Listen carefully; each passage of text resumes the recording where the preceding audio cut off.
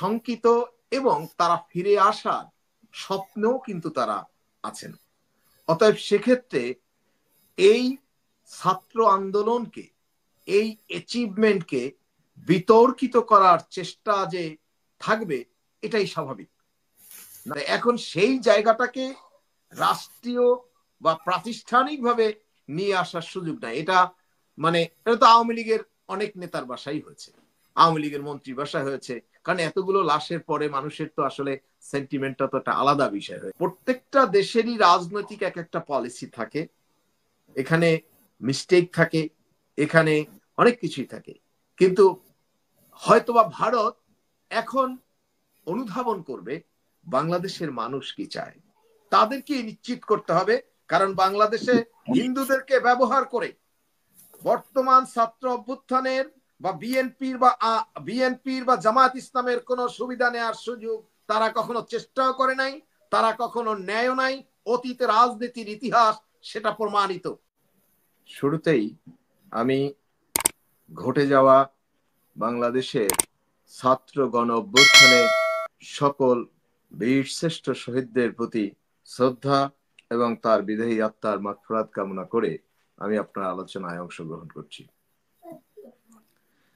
বাংলাদেশে প্রথমে বক্তব্যে আমি শ্রী অ্যাডভোকেট গোবিন্দ্র প্রমাণিক, যিনি একটি অর্গানাইজেশনের প্রেসিডেন্ট এবং উনি আলোচিত ব্যক্তি, ওনার বক্তব্যের প্রতি পূর্ণ সমর্থন জানিয়ে ওনাকে ধন্যবাদ জানাতে চাই। উনি দায়িত্বশীল জায়গা থেকে ওনার অবস্থান এবং ওনার অবজারভেশন উনি ব্যাখ্যা করেছেন। সো আজকে দুইজন ব্যক্তি আছেন, এক তো হলো গোবিন্দ্র প্রমাণিক সাহেব এবং জামাল ভাস্কর সাহেব। তো দুইজনের বক্তব্যে কাছাকাছি একটু হয়তোবা আকপিচ থাকতে পারে আমার কাছে, আমার ফাইন্ডিংস। যেমন গোবিন্দ্র প্রমাণিক সাহেব সরাসরি বলেছেন যেটা কারা করছে, আওয়ামী লীগ বা পতিত শক্তি তার রেখে যাওয়া 16 বছরের ইনফ্রাস্ট্রাকচারাল যে তার স্ট্রাকচারটা আছে বা তার যে ওভারঅল যে অ্যারেঞ্জমেন্ট আছে, তারা তো এখনো আসলে বাংলাদেশের ভিতরে আছে। চলে গেছে আমি বলবো খুনি হাসিনা এবং তার পরিবারের 2-4 জন এবং মন্ত্রী পরিষদের 2-4 জন।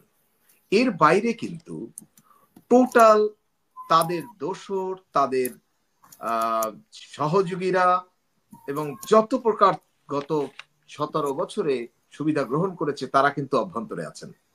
অতএব তারা কিন্তু শঙ্কিত এবং তারা ফিরে আসার স্বপ্নেও কিন্তু তারা আছেন। অতএব সেক্ষেত্রে এই ছাত্র আন্দোলনকে, এই অ্যাচিভমেন্টকে বিতর্কিত করার চেষ্টা যে থাকবে এটাই স্বাভাবিক, নাম্বার ওয়ান। অতএব সেক্ষেত্রে গোবিন্দ্র প্রমাণিক সাহেব যেটা বলেছেন যে ব্যক্তিগত পর্যায় থেকে 2-4টি বিচ্ছিন্ন ঘটনা ঘটছে বা ঘটার কথা তিনি পেয়েছেন, সেটা ব্যক্তিগত পর্যায়ে বা আওয়ামী লীগের নেতা হওয়ার কারণে। আমি এটাকে সমর্থন করছি। এই বক্তব্য আমার কাছে জেনুইন মনে হয়েছে বর্তমান প্রেক্ষাপটে। তার পাশাপাশি আরেকজন আলোচক জামাল ভাস্কর সাহেবের সাথেও আমি একটা বিষয়ে দ্বিমত করার সুযোগ নাই। কোন হামলা, কোন মাইনরিটিকে অস্বস্তির মধ্যে ফেলা, এটার কোনো সমর্থন বিএনপি করে না। এবং বর্তমান ছাত্র আন্দোলন যারা করছে তারা কিন্তু লাশের পরে লাশ দিয়ে ত্যাগের পাহাড় গড়ে তারা একটা কিছু অ্যাচিভ করেছে। অতএব তারা সচেতন, তারা এই কাজগুলোর মধ্যে কোনো কর্মী তারা অংশগ্রহণ করে নাই। এবং আপনি দেখেছেন বিএনপি, জামাত এবং ছাত্ররা ইতিমধ্যে প্রকাশ্যে তাদের এই বিষয়গুলোকে তারা দায়িত্ব নিয়ে সকলকে অনুরোধ করেছেন। এবং বিভিন্ন জায়গায় আমি দেখেছি যে বিএনপির, জামাতের এবং ছাত্ররা তারা মন্দিরকে পাহারার ব্যবস্থা করেছে, যাতে কোনো প্রকারে আমাদের হিন্দু ভাইরা কোনো প্রকার অস্বস্তির মধ্যে না পড়ে। এবং এই যদি দুই একটা ঘটনা ঘটে কারণ ঢাকা শহরে ওইভাবে তেমন কোনো ঘটনা কিন্তু আসলে ঘটে নাই। এটা আমিও একটু খোঁজ খবর রাখি, যেহেতু বাংলাদেশে সবসময় সব বিষয়গুলোর সাথে জড়িত থাকার চেষ্টা করি। সো এই জাতীয় ঘটনা ঘটে নাই। বাট চিটাগংয়ের বিষয়ে যেটা জামাল ভাস্কর সাহেব বলেছেন, এটা আমার কাছে মনে হচ্ছে দুই একটা ঘটনা হতে পারে। যেমন স্বাভাবিক এক হিন্দু ভাই হয়তোবা তিনি আওয়ামী লীগ করেছেন এবং তিনি ওই সময় তার সীমা অতিক্রম করে অন্যের উপরে সেটা করেছেন, সেটা ব্যক্তিগত পর্যায়ে, এটা হতে পারে। তাই এখন সেই জায়গাটাকে রাষ্ট্রীয় বা প্রাতিষ্ঠানিকভাবে নিয়ে আসার সুযোগ নাই। এটা মানে এটা তো আওয়ামী লীগের অনেক নেতার বাসাই হয়েছে, আওয়ামী লীগের মন্ত্রীর বাসায় হয়েছে, কারণ এতগুলো লাশের পরে মানুষের তো আসলে সেন্টিমেন্টটা তো একটা আলাদা বিষয় হয়ে গেছে। অতএব বাট এইগুলোর ব্যাপারে অবশ্যই সমর্থন করার সুযোগ নেই, এবং টোটাল কমিউনিটিকে, বাংলাদেশের প্রত্যেকটা মানুষ, জাতি, ধর্ম, বর্ণ, গোত্র নির্বিশেষে প্রত্যেকটা মানুষকে আমাদেরকে সুন্দরভাবে হেফাজত করতে হবে, জীবনের নিরাপত্তা দিতে হবে, সম্পদের নিরাপত্তা দিতে হবে, এবং নাগরিক সুবিধা নিশ্চিত করতে হবে। এই জায়গায় আমরা বাংলাদেশ একটি প্ল্যাটফর্মে, খুনিরা একটা প্ল্যাটফর্মে ছিল আর সারা বাংলাদেশ আর একটা প্ল্যাটফর্মে ছিল। তাই এখন কিন্তু খুনি চলে গেছে, খুনিদের কিছু লোকজন আছে, তারা একটা সুযোগ নিতে পারে, কারণ স্টেবল তো তারা হতে দিলে তাদের তো আলটিমেটলি এটা তো একটা ব্যক্তিগত বিষয়, তাদের সাংগঠনিক রাজনৈতিক বিষয়, তারা তো স্টেবল হতে দিতে চাইবে না, এটাই স্বাভাবিক। কিন্তু তার পাশাপাশি এটাকে আমার মনে হয় বর্তমান এই যে বাংলাদেশের যে প্ল্যাটফর্ম, এই প্ল্যাটফর্ম কিন্তু পুঁজি করার চেষ্টা করার চিন্তা করছে না। কারণ এখন তো কিসে নিয়ে পুঁজি করবে? এখন বাংলাদেশকে স্টেবল করতে হবে এবং একটি সুন্দর গ্রহণযোগ্য একটা নির্বাচনের দিকে যেতে হবে, যে নির্বাচনের মাধ্যমে বাংলাদেশের মানুষের কাঙ্ক্ষিত মতামত সেটা প্রকাশিত হবে, এবং জনপ্রতিনিধি নির্বাচিত সঠিক গণতন্ত্রের যে কি বলে নির্বাচিত প্রসেস, সেই প্রসেসের মাধ্যমে তারা তাদের নেতা নির্বাচিত করবেন এবং দেশকে পরিচালনা করবেন। আর ভারতের বিষয়ে আপনি বলেছেন যে ভারতের অবস্থান যে প্রোপাগান্ডা কিনা, তো এই ক্ষেত্রে আমি শশী কাপুরের একটা বিষয় আমি শশী কাপুর না ভদ্রলোক, এই যে কংগ্রেস নেতা, এই ভদ্রলোক শশী থারুর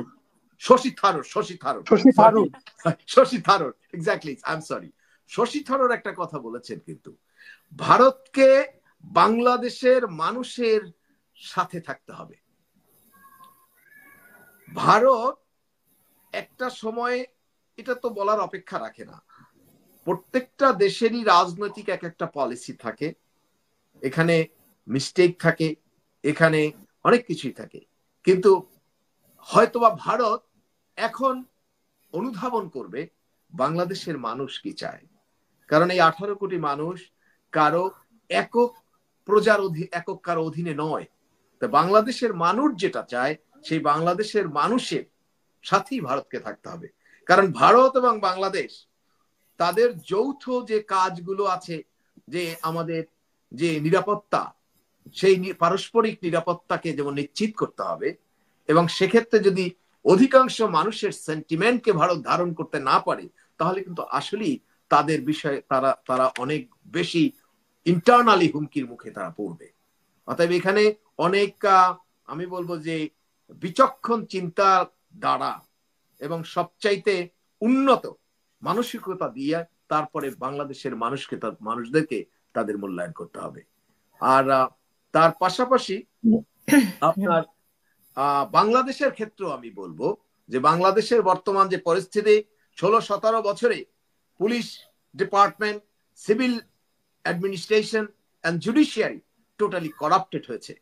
অতএব প্রথম আমি আপনার মাধ্যমে বাংলাদেশের বিচার বিভাগে যারা দলীয় পরিচয়ে নিয়োগ পেয়েছেন তাদেরকে অনুরোধ করতে চাই, আপনারা ইজ্জতের সহিত আপনারা রিজাইন করুন। কারণ আপনারা বিচার ব্যবস্থার যে সুবিচার নিশ্চিত করতে ব্যর্থ হয়েছেন।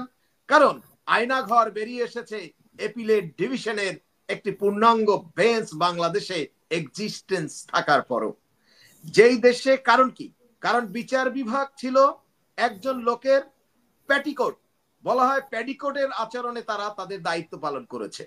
সো প্রধান বিচারপতি সহ অ্যাপিলেট ডিভিশনের সকল বিচারপতিকে যারা বাংলাদেশের সুবিচার করতে ব্যর্থ হয়েছে এবং সরকারের দালাল হিসেবে তারা তাদের কার্যক্রমকে জাস্ট অ্যাকনলেজ করেছে এবং প্রতিষ্ঠিত করার চেষ্টা করেছে, সেই প্রধান বিচারপতি সহ সকল দালাল বিচারপতিকে অতি সত্বর ইস্তফা দেওয়ার জন্য আমরা অনুরোধ করছি। আদারওয়াইজ এই জনতা, এই বিক্ষুব্ধ মানুষ যদি তাদেরকে অন্যভাবে রিজাইন করাতে বাধ্য করে, সেটা আসলে কাম্য নয়। তার পাশাপাশি পুলিশ প্রশাসন, সিভিল প্রশাসন, যারা যারা গভর্নমেন্টের এই নারকীয় পতিত সরকারের নারকীয় হত্যা যজ্ঞকে বাস্তবায়ন করেছে এবং সরকারকে রক্ষা করার চেষ্টা করেছে, তাদেরকেও বলবো আপনারা অতি সত্বর রিজাইন করুন। আর যারা যারা নিরপেক্ষ জায়গা থেকে দায়িত্ব পালন করেছে, আমি মনে করি বাংলাদেশের সকল মানুষ তাদের সাথে আছে, তাদের সাথেই থাকবে। আর হিন্দু ভাইদেরকেও বলবো ট্যাগ থেকে বেরিয়ে আসতে হবে। কেউ যেন আপনাদেরকে ট্যাগ দিতে না পারে, এই জায়গাটা তাদেরকে নিশ্চিত করতে হবে। কারণ বাংলাদেশে হিন্দুদেরকে ব্যবহার করে বর্তমান ছাত্র অভ্যুত্থানের বা বিএনপির বা জামায়াত ইসলামের কোন সুবিধা নেওয়ার সুযোগ তারা কখনো চেষ্টাও করে নাই, তারা কখনো নেয় নাই। অতীতে রাজনীতির ইতিহাস সেটা প্রমাণিত। এটা বারবার আওয়ামী লীগ করেছে, আওয়ামী লীগ মুক্ত বাংলাদেশ হয়েছে এবং বিএনপি সহ ছাত্র জনতা, বিজয়ী মানুষ ইতিমধ্যেই সকলের ব্যাপারে ইতিবাচক ভাবে বাংলাদেশে ব্যাপারে তাদের মতামত দিয়েছে।